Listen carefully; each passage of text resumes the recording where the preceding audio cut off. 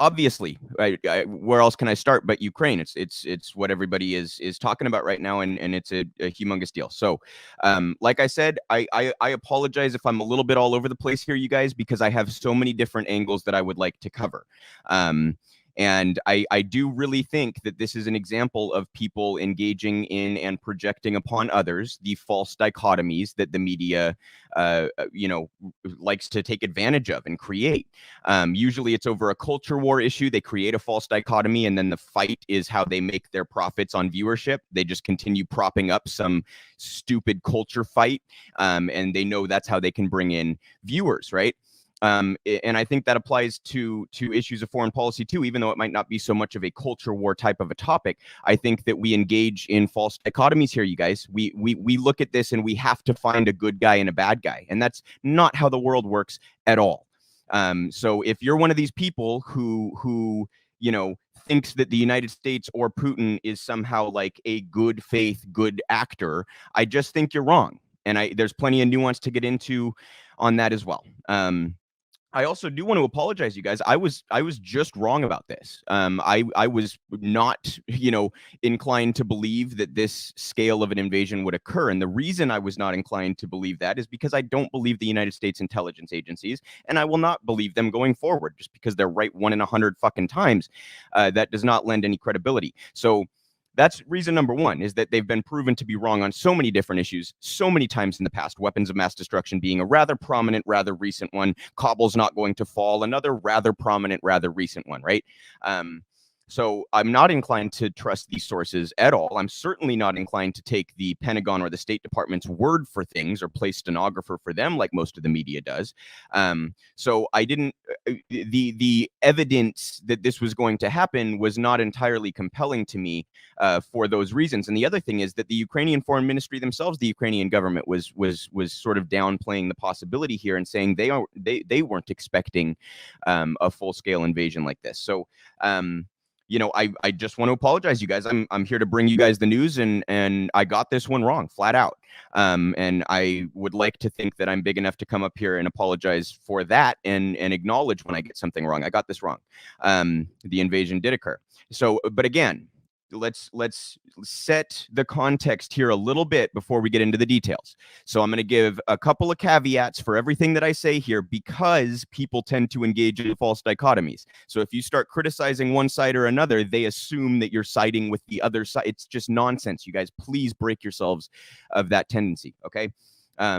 Obviously, first caveat, I do not support invasions or war regardless of who's perpetrating them. Okay, hundreds of people are dying in the Ukraine right now. I don't support that. What Vladimir Putin is doing is imperialism. It is not something that anyone on the left should support. Flat out, period, end of story. Okay, I recognize the context. Believe me, guys, we're going to get into that. But you should not support this invasion. Okay, and I stand in firm solidarity with the people of Ukraine and also with the people in Russia who are protesting this invasion. And we have a piece about that to dive into here as well. So that's the first caveat. But I do want to point out, you guys, that you all are seeing right now the extent of coverage that the situation in Ukraine is getting. And please, nobody take this as me minimizing the situation in Ukraine. But it's awfully, it's just disgusting, quite frankly, that this amount of coverage is given to Ukraine while we have spent how many years ignoring the genocide in Yemen, just as one example. You guys, there's a literal genocide going on. The UN says it is the worst catastrophe in the world in terms of human suffering is Yemen. So why does that get no attention in the mainstream press? Why aren't people calling for sanctions on the United States government and the Saudi government and the UAE? Why aren't we saying that we should take the United States off SWIFT because we're continuing to perpetuate a genocide against the Yemeni people? Why aren't there images of what's happening in Yemen constantly flooding social media and news networks? You have to point this context out if you really want to understand the entirety of any given situation. The same applies to West Bank. The same applies to Gaza. The same applies to Somalia. The same applies to Syria.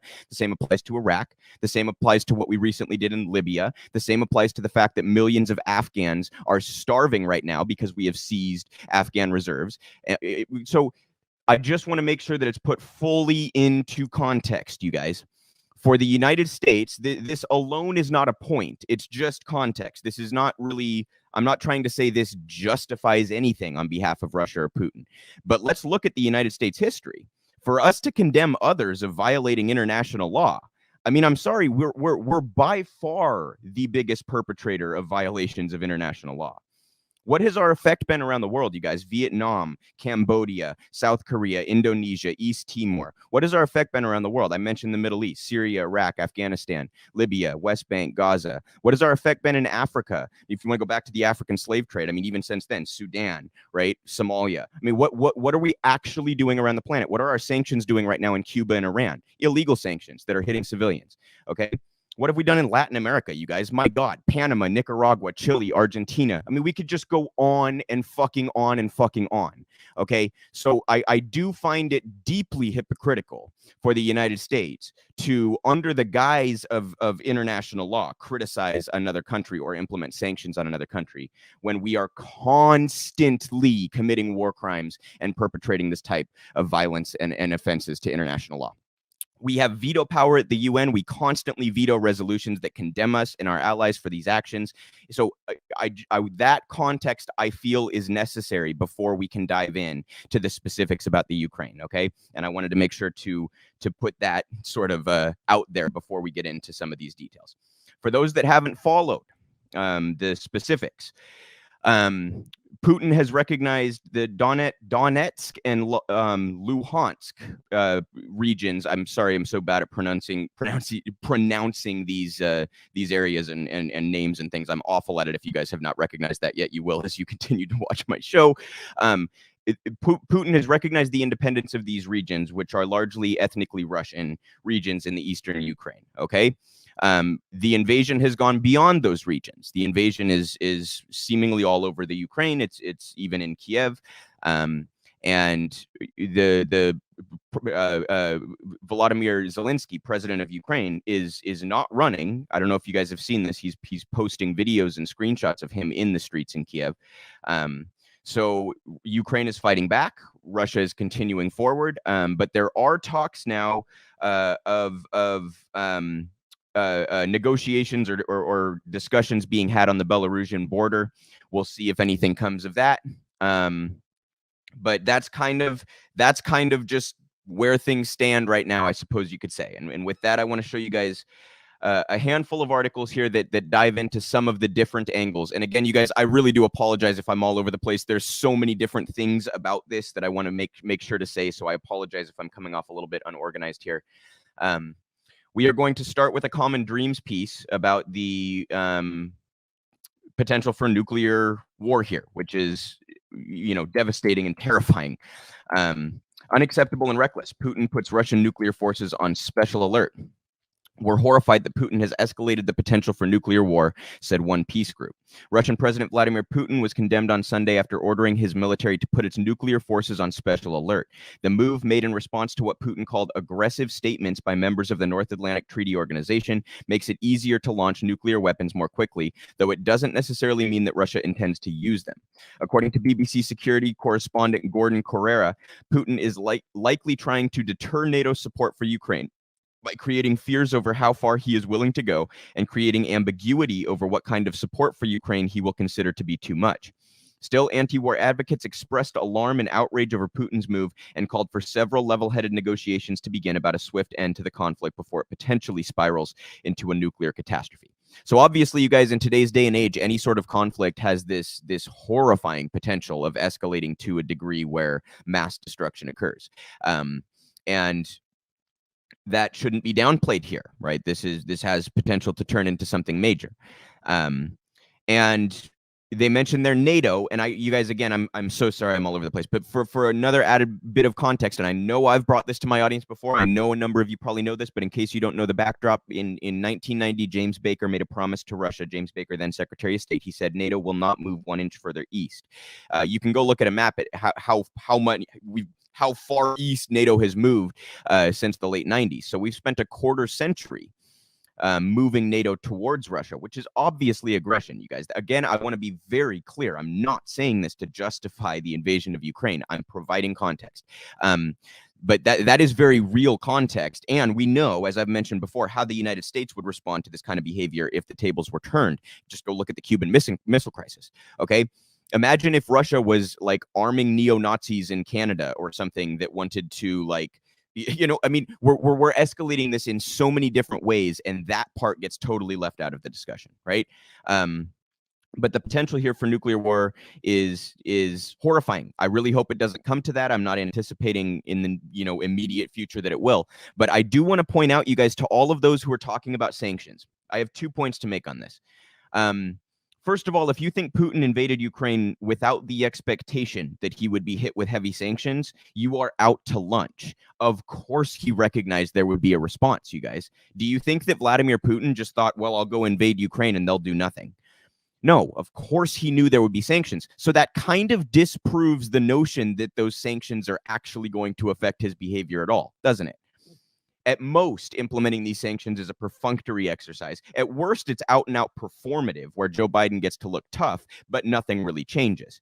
And so, if you think that sanctions are going to affect Putin's behavior going forward, then I would ask you why the obvious impending sanctions that he decided to accept when he invaded did not deter him from doing so. It's not automatically a deterrent, and I think he's kind of demonstrated that. I think he's shown that he was willing in this case to go forward with the invasion despite any potential sanctions. So the argument that if we just hit him with SWIFT, or if we just hit him with heavier sanctions, that he will somehow back off, you haven't been paying attention if you believe that. You just haven't.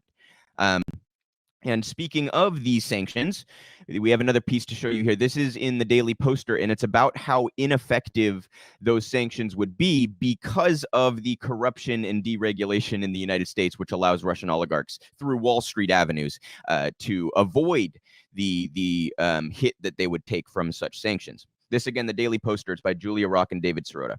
Biden's Ukraine plans face Wall Street roadblock.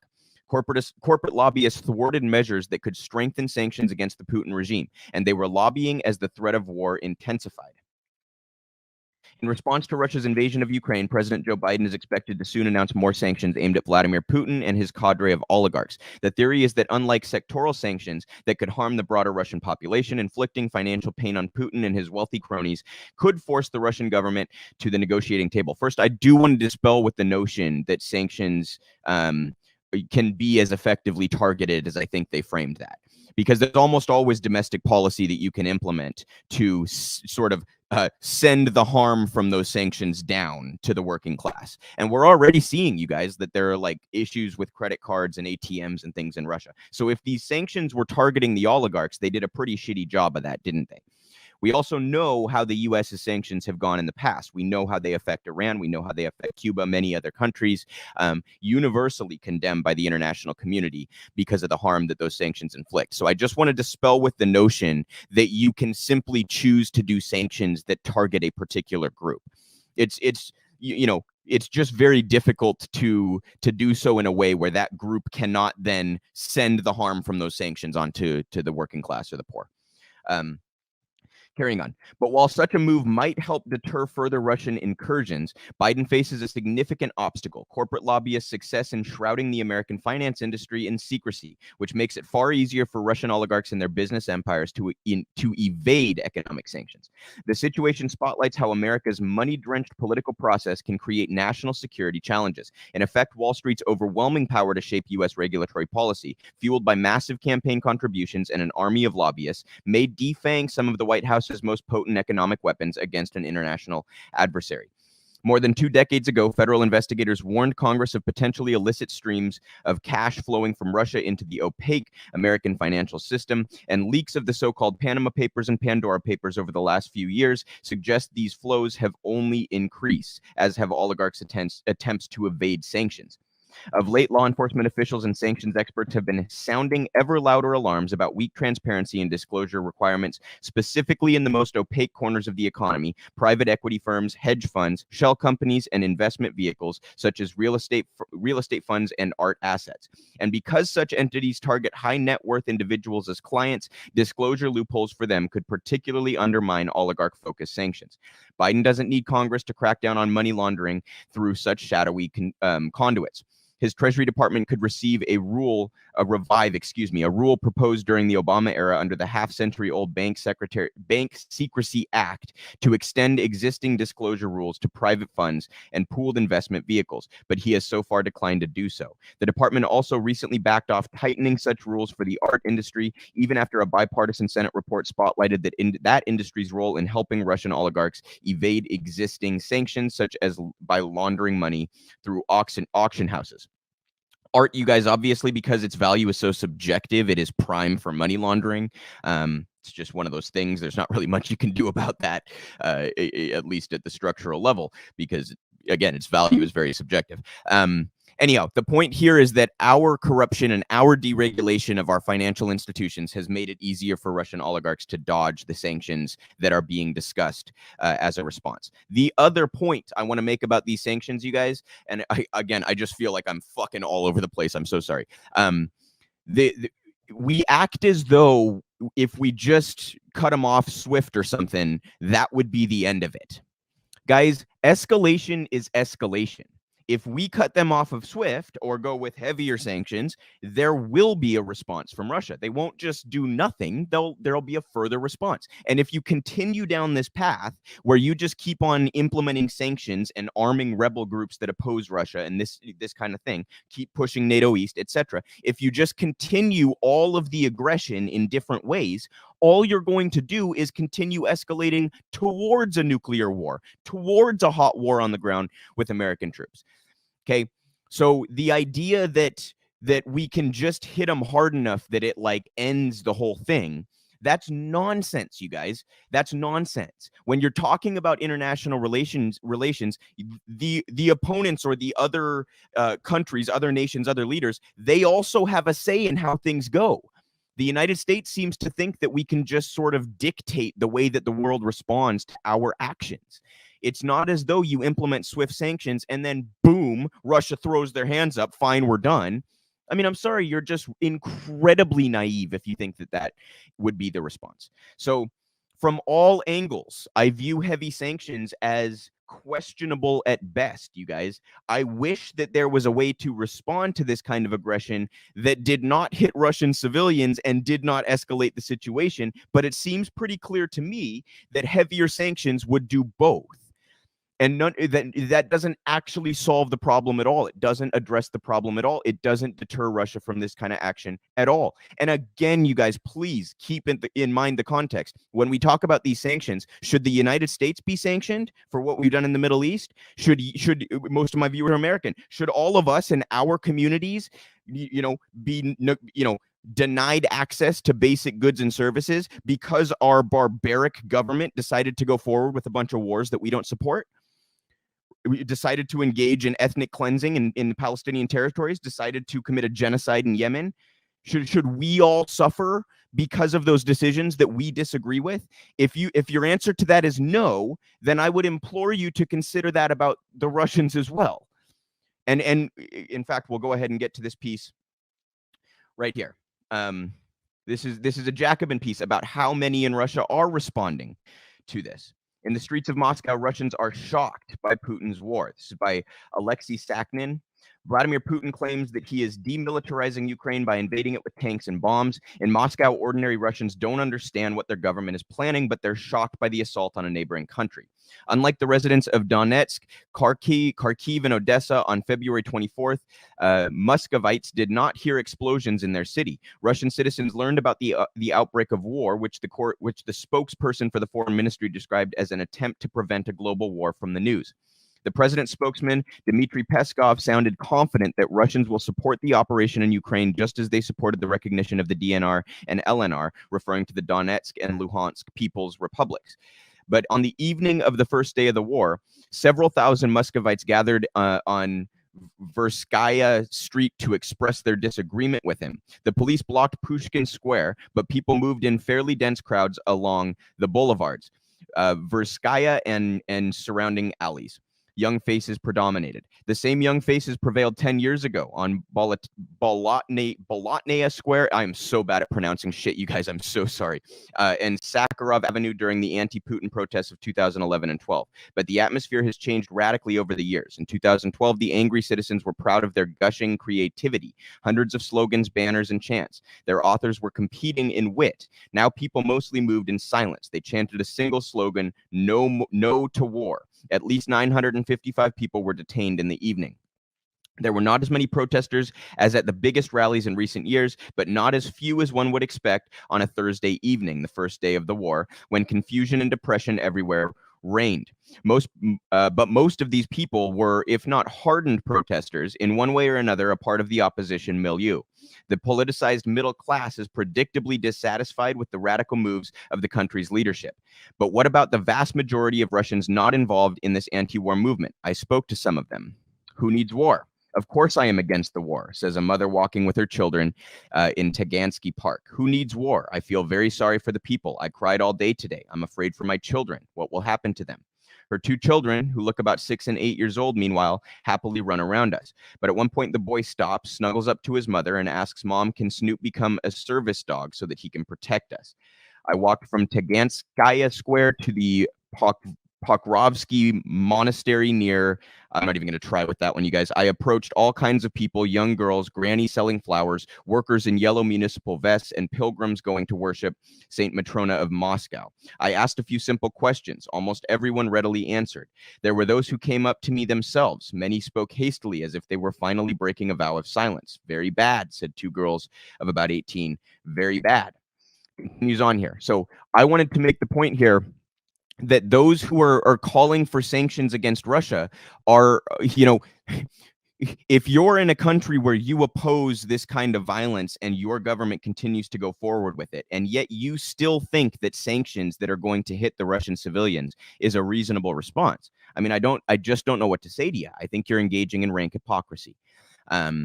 So it's, again, you guys, it's not that like I wish I could snap my fingers and stop this invasion. I don't want war anywhere. I don't want people being killed systemically anywhere. Okay, if I could snap my fingers and make it end, war works. It's just not. There is often not a perfect answer to something like this. And for the West to treat this as though there are only two options, and those options are a hot war or heavy sanctions, I think that is irresponsible, and I think it's to decontextualize the whole conversation and totally ignore the role that we have had in this, okay? And speaking of the role that we have had in this, again, you guys, I'm so sorry I'm bouncing all over the place. It's just too much to fucking...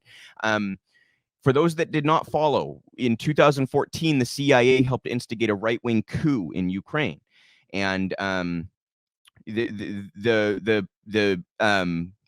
government that was installed was not so friendly, to put it lightly, to ethnically Russian separatists in eastern Ukraine.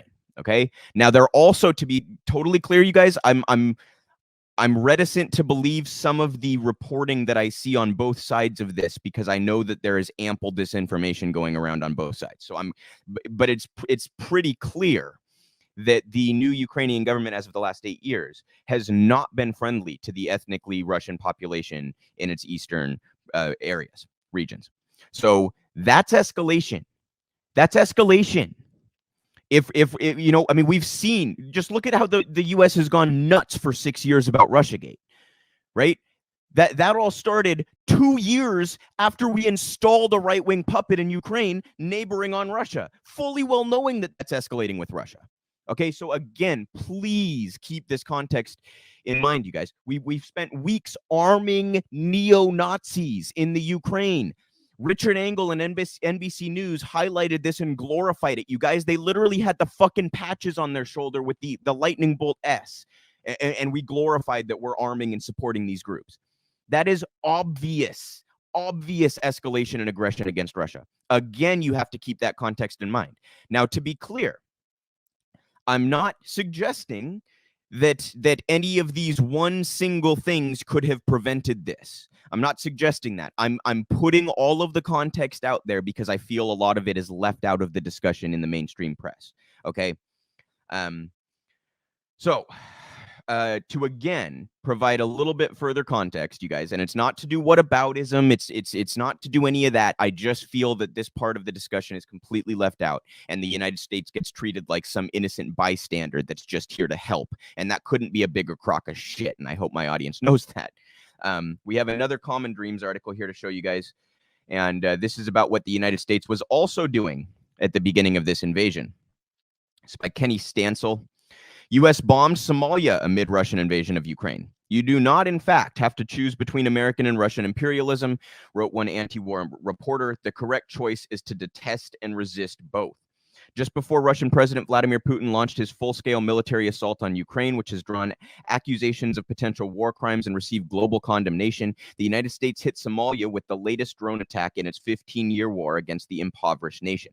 In a statement released Wednesday, the U.S. Africa Command, AFRICOM, said its Tuesday airstrike targeted suspected al-Shabaab militants after they attacked partner forces in a remote location near Dabubal. The first known U.S. airstrike in Somalia in 2022 was the fifth since the start of President Joe Biden's tenure in the White House. Quote, before him, Donald Trump escalated the U.S. war in Somalia like no one else had, bombing the country more in the first 2 years of his presidency than Barack Obama had in 8, all the way up to January 9th, 2021. I just want to note, you guys, look at how that quote is framed. They casually admit that we've been bombing Somalia for 3 fucking administrations, but the way they try to frame it is that, oh, it was Trump that escalated. Why was Obama bombing them to start with? Okay, the framing just really bothers me. Journalist and author Spencer Ackerman wrote Thursday on his Forever Wars blog.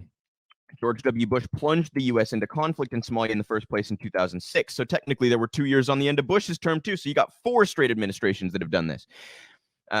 And he has a full quote there. Writing as Russia's bombardment of Ukraine killed dozens of civilians and produced thousands of refugees, Ackerman stressed that he was not engaging in facile whataboutism. And please, the caveat, you guys, I'm not trying to say it's okay that Russia does this because we do it. That's insane. That's not an argument. That's not what I'm saying.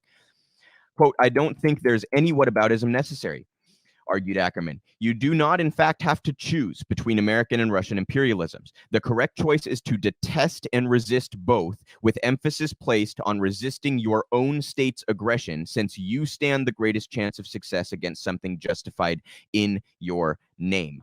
Okay? He's talking here about Somalia, but as I have mentioned, I think 2 or 3 times so far in this stream alone, the same could be said about the Palestinian territories, West Bank and Gaza. The same could be said about Syria. The same could be said about Iraq, on and on. Okay.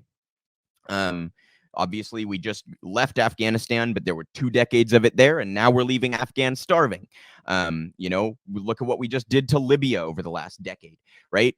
So again, just for the sake of framing, you guys, the United States role around the world is not to play like Joe Biden tweeted the other day, America stands up to bullies, as though like that's what we're doing in the Guys, is arming neo-Nazis standing up to bullies? Is escalating with a nuclear power standing up to bullies?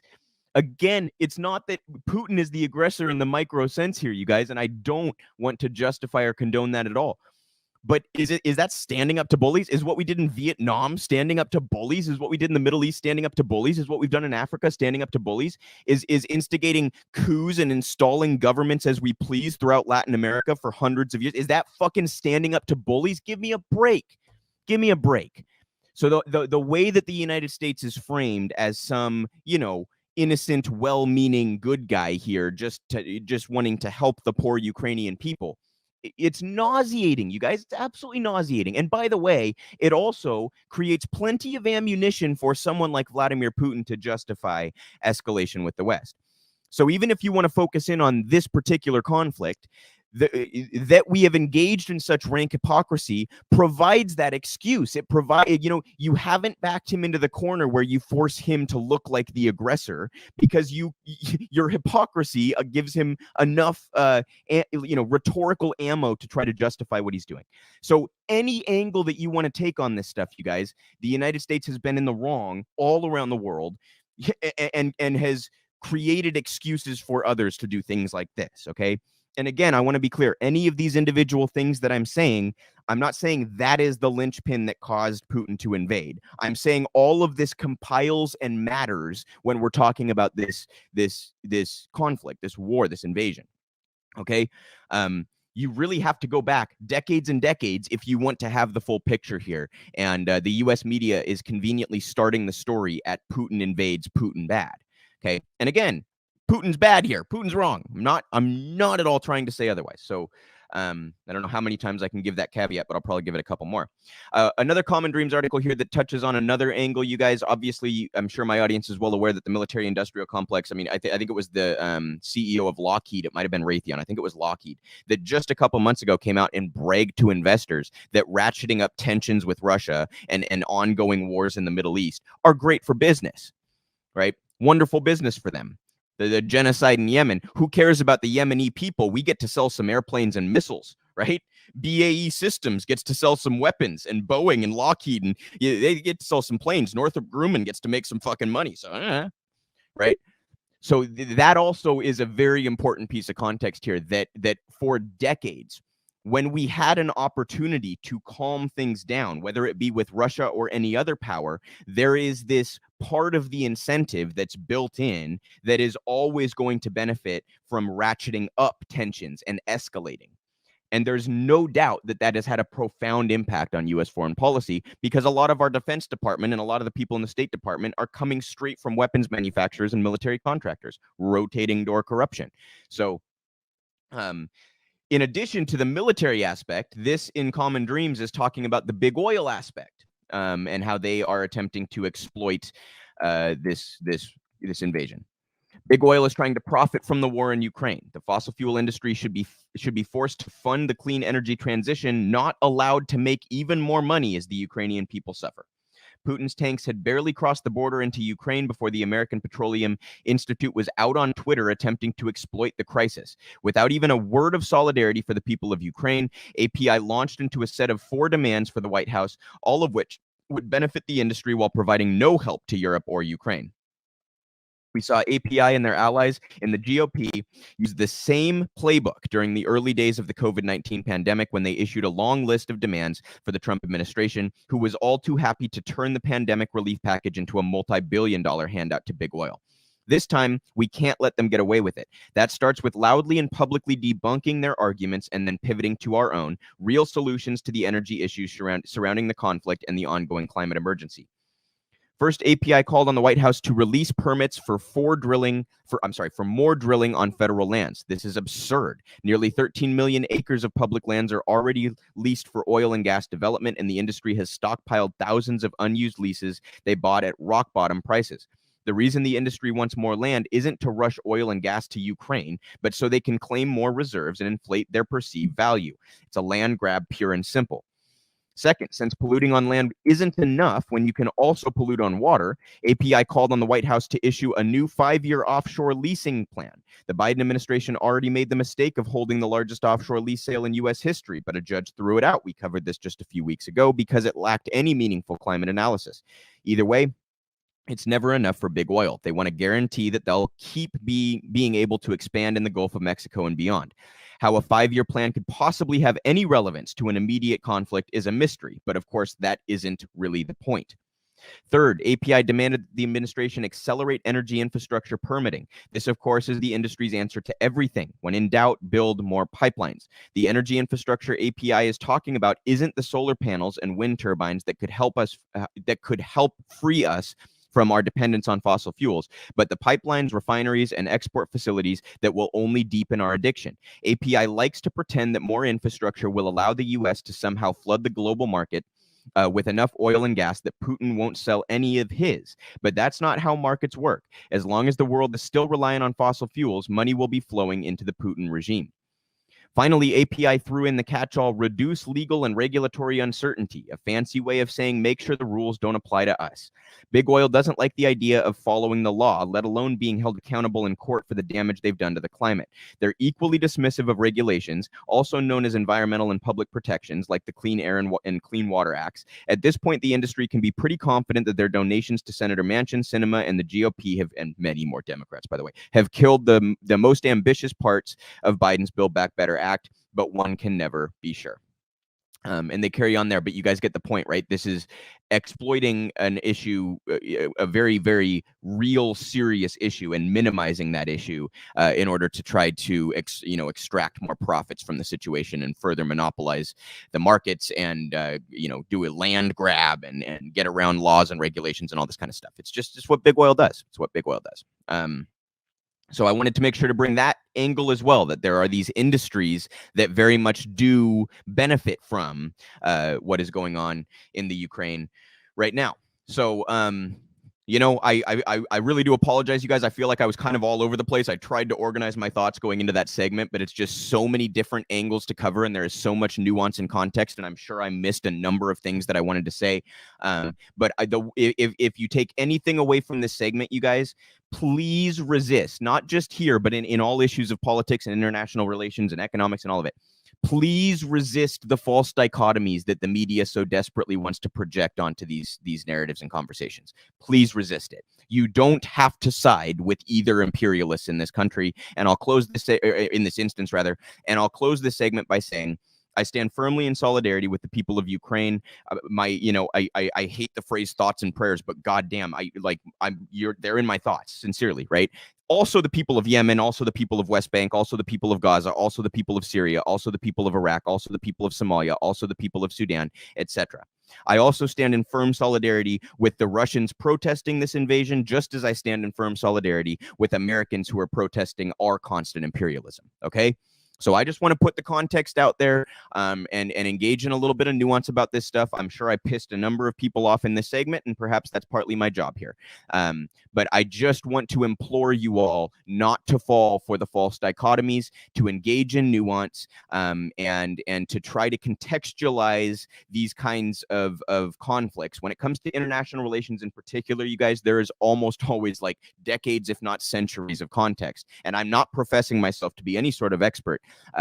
But you get a much clearer picture if you're willing to look into some of that history. Okay, so we'll close the segment out. What was a very long segment for obvious reasons on Ukraine. With that, just please, you guys, avoid the false dichotomies. Don't fall into the trap. Engage in nuance. Be open-minded. That's really all I have to say as it pertains to the bigger picture stuff. And I very much hope that next week we can have a segment that is something along the lines of tensions going down, that things are calming. Not, expecting that, but I hope that very soon some of these talks come to some sort of fruition and we can calm things down a bit. Okay.